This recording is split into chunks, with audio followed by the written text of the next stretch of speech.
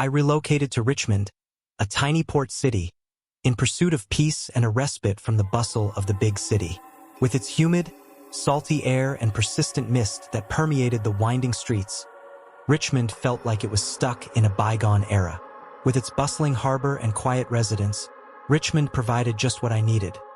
Routine of anonymity and quiet, my everyday routine became a haven for my mind, which bore the scars of years of stress, when I discovered a tiny apartment on the outskirts of the old quarter where the graystone houses appeared to withstand the effects of time and the sea.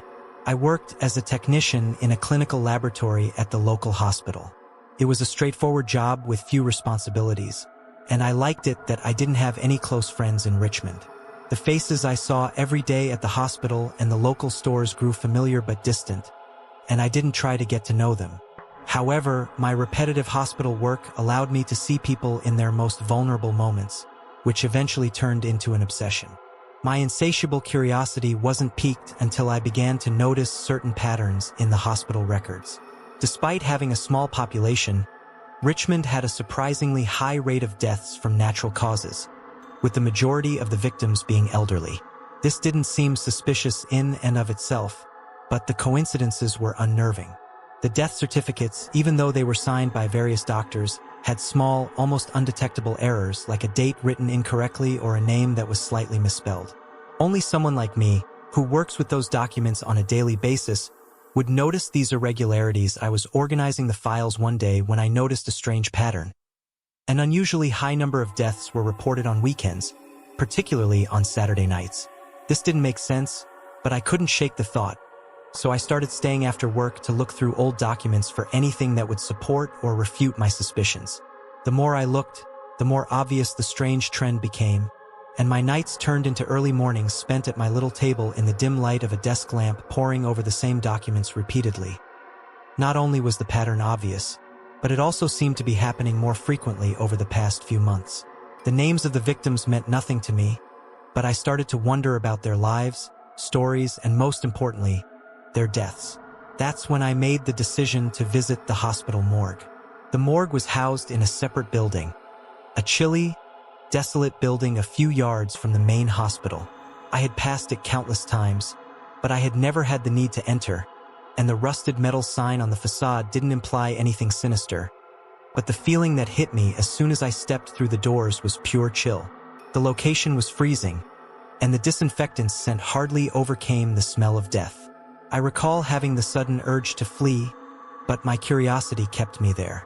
The morgue staff was small and quiet, used to being alone and silent, so it didn't surprise me that they hardly acknowledged me. I began to notice a certain air of secrecy among them, as if they knew something they didn't want to share. I found myself in a place where it would be difficult to find the answers, but every time I passed the morgue, I noticed something new. A door that had been closed was now open, and the lighting had changed slightly that I started to suspect that not all of the bodies brought to the morgue had died of natural causes because of the strange hours at which they arrived, which suggested that the facility ran on a separate schedule that was concealed from people who were unsure of what to look for. I became closer to the morgue staff in an attempt to gain their trust because of my obsession with finding the truth. One of them, an older man named Jack, seemed to be in charge. He always had a look that combined fatigue and disdain, and he was the only one who stayed until the wee hours of the morning. I made multiple attempts to talk to him, but he was always evasive. Almost irritated by my presence, there was something in his eyes that told me he knew more than he wanted to admit. My opportunity, however, came on a stormy night when the city appeared to be enveloped in darkness. The storm had cut off power in several areas of Richmond, but the morgue remained operational thanks to a generator. My true goal was to observe what transpired at the morgue during those peculiar hours from a second-story window, but I went to the hospital under the guise of reviewing some reports. When I saw Jack moving bodies frantically, almost desperately, from one location to another, I began to question my own sanity. An unmarked, ancient-looking truck was parked behind the morgue. After that night, my days became a constant battle against fear and doubt. Should I report what I had seen to whom? Who would believe me, a mere lab technician without any solid proof beyond my word? I chose to stay on the sidelines, but my mind wouldn't stop wondering what might be happening. Two men who were obviously not hospital employees were loading bodies onto the truck with such speed and precision that it was obvious this wasn't their first time. I stood in silence, not daring to move. My suspicions were confirmed, but the truth was far darker than I had imagined. According to the medical reports, the bodies of some deceased people were never claimed by their relatives. There was no trace of them, no unpaid debt, and nothing that connected them to the living world. The idea that the morgue might be involved in something far more sinister than simply covering up deaths started to take hold, and I became convinced that the operation there involved not just trafficking bodies but also organs. My suspicions took a more terrifying turn when I started to notice the disappearance of certain hospital patients, mostly homeless or impoverished people, whose files just vanished as if they had never existed. A sequence of coincidences that chilled my blood came to me one day when I was looking through the hospital's organ donation records.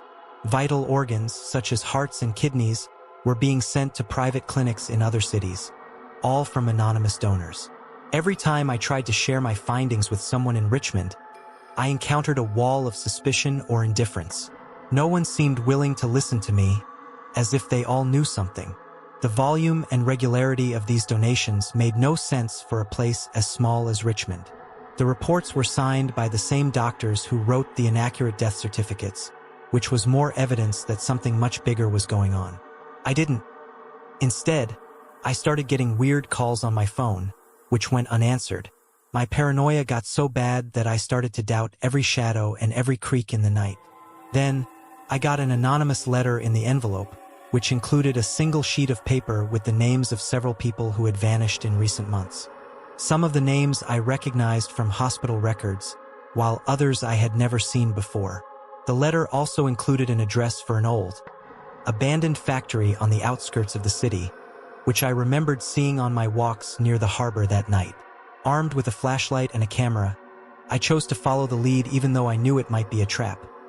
When I got to the factory, a dilapidated structure with rusted doors and broken windows, it was as deserted as I remembered, but I sensed that I wasn't alone, so I went inside in the dark while trying to keep quiet. When I arrived at one of the larger rooms, I could smell the factory reek of damp and rust, a metallic smell that mingled with something else I couldn't place. There were a number of gurneys covered in white sheets in the middle of the room, and beneath those sheets were the distinct outlines of dead bodies. The sound of a distant motor reverberated throughout the room, and before I could react, I heard footsteps behind me. This is something I will never be able to forget. I turned around, but there was nobody there. Fear stopped me, but I had to know. So I walked to the gurneys and, with shaking hands, lifted one of the sheets to reveal a man's still fresh body lying there. His chest was open, and where his heart should have been, there was only an empty cavity. The skin stitching was sloppy, as if it had been done in a hurry. I had no time to think, so I turned off my flashlight and hid behind an old cabinet from where I was hiding.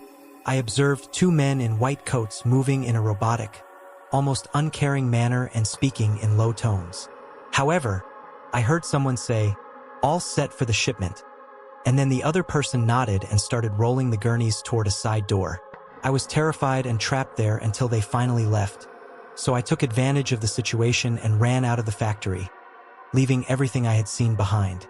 The following day, I called the police, but by the time they got there was no sign of what I had found. The gurneys and the bodies were gone, and the police looked at me skeptically as if they didn't believe a word I said, claiming the factory had been abandoned for years and discovered no proof to back up my claim. I left Richmond shortly after because I couldn't bear the weight of what I knew. The port city, with its atmosphere of secrets and shadows, had turned into a mental prison. What I witnessed that night in the factory still haunts me in my dreams, reminding me that evil can lurk in places where it is hidden by normalcy. The morgue in Richmond is still in operation, and although I've made an effort to forget, I know that the trafficking of bodies and organs will remain the sinister secret of that seaside city as long as no one pays closer attention. My name is Dr. Henry Robin, and I have worked as a forensic pathologist at the morgue in Philly for over 15 years. I have examined bodies that, for the most part, are kept completely silent.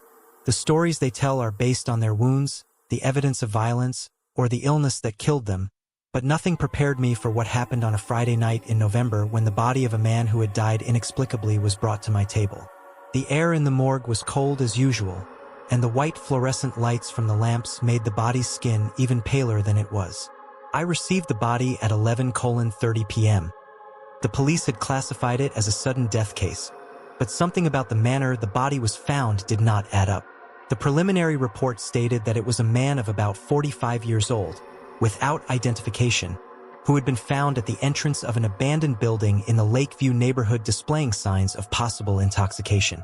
The body was lying on a cold stainless steel table covered with a white sheet. When I removed it, the first thing I saw were his eyes, which were open and glassy but remarkably expressive for a corpse. Mortis had set in unevenly, and even though it appeared he had been dead for several hours, his skin still had an oddly vivid texture and color. I tried to ignore the feeling, telling myself it was just a reflection of the light or a trick of my tired mind after a long shift. But as I started examining the body, I could not get rid of the feeling that those eyes were following me every movement. I carefully cleaned the torso, noting the pattern of livor mortis, which was unusual in its distribution. It felt like he was watching me, but not in the way that dead bodies sometimes appear to follow you due to muscle tension or the way shadows fall. That I proceeded with the autopsy, making a Y-shaped incision and exposing the underlying tissue before examining the internal organs. But before I could do so, I felt a pressure in my chest that was not physical but rather more like a sense of anguish that gradually increased as if the atmosphere in the room had become denser. Every time I glanced back at his face, those eyes were still there, fixed on me as if they knew something I didn't. And even though there were no overt signs of trauma or poison in the tissues that I could immediately detect, I couldn't help but feel paranoid and afraid that this corpse wasn't entirely dead. As the autopsy went on, I realized that the body did not exhibit any obvious cause of death. The organs were in a state that one could consider healthy for a man of his age. There were no signs of asphyxiation or severe trauma. However, when I examined his brain, I discovered something unsettling. The frontal lobe showed a slight discoloration, a subtle change that suggested there had been a change in blood flow shortly before death. Although this was obviously an irrational thought, I could not get rid of the feeling that the man still had some residual life, or worse, that his soul had not entirely left his body. Despite my years of experience, I was unable to pinpoint the exact cause, but it seemed as though the man had experienced such overwhelming fear that his brain had simply shut down due to a neurochemical event that caused it to go into a profound state of shock. I noticed a faint scar on the back of the skull and carefully examined it, finding a tiny hole that was nearly invisible to the unaided eye. It was not a recent scar, but it was clean and the size of a needle tip. I thought about a medical intervention, possibly a brain procedure, but I couldn't find any other indications of that.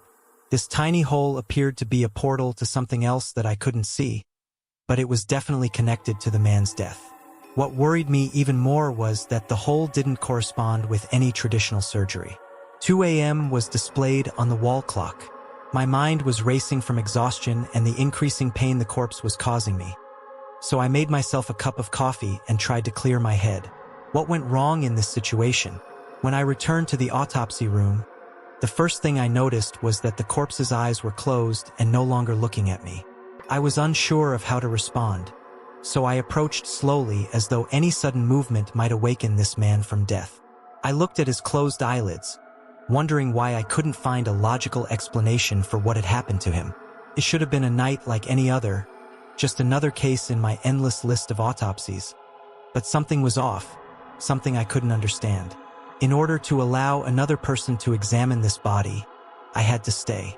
I started suturing the incision in his torso, and as I worked, something cold and wet touched my wrist. I looked down to see that the corpse's hand had moved, and his fingers were slightly curled as if he had attempted to grab hold of me, but that was impossible. I tried to think that perhaps I had moved his arm by accident while working, but I knew deep down that this was not the case, and my nerves were shot. The corpse was silent. I finished the autopsy quickly because I couldn't bear the pressure of those eyes closed but still somehow watching me in my mind. I finished my report without providing a definitive cause of death because there were too many questions and too many things that just didn't make sense. However, the atmosphere was thick with unbearable tension, and I felt that something invisible was in the room. Not the corpse itself, but some presence, an energy emanating from him. The image of the corpse, its eyes closed but still watching me, kept haunting my thoughts that night. I tried to explain it away by telling myself that it was all in my head due to stress and the morgue's isolation. But the feeling that something had happened that night that defied logic persisted, so I finally decided I had to go back to the morgue to see that body again to make sure everything I had been thinking about was real. When I got there, the room was dimly lit and only the emergency lights were on. I pulled the sheet back as I approached the body, which was lying where I had left it covered by the white sheet again. The corpse's eyes were open again, but something about them had changed. It wasn't just that he felt watched. His pupils were dilated in an unusual way, and there was a kind of gleam, a reflection that shouldn't have been there. I felt the urge to run as quickly as possible to get out of there quickly. But I made myself keep my composure despite my trembling hands. I closed his eyes again, and as soon as I did, I felt a sharp pain in my chest that felt like an enormous weight, a pressure that stopped my breath. I collapsed onto my knees next to the autopsy table, gasping for air, as if something invisible was slowly suffocating me. In my desperation, I looked at the corpse's face and noticed that his mouth was slightly open, and a faint whisper seemed to come out of it, though I didn't hear any sound. My chest ached as though something important were being ripped from me, so I forced myself to get up and leave the room. As soon as I got to the door, the pressure started to lessen, and by the time I finally made it out, the pain had completely gone away. I stayed in the dark hallway, my heart racing, and my forehead was covered in freezing sweat. I didn't go back inside. Instead, I left the body exactly as it was, and the following day, I asked for an indefinite leave of absence. I'm not sure what happened to me that night. Whether it was a panic attack, a physical sign of stress, or if the corpse was trying to tell me something from beyond the grave. However, I do know that those eyes, despite being dead, had witnessed something that no one should ever see, and ever since then, whenever I close my own eyes, I see his sightless eyes, which are filled with a story that should never be shared.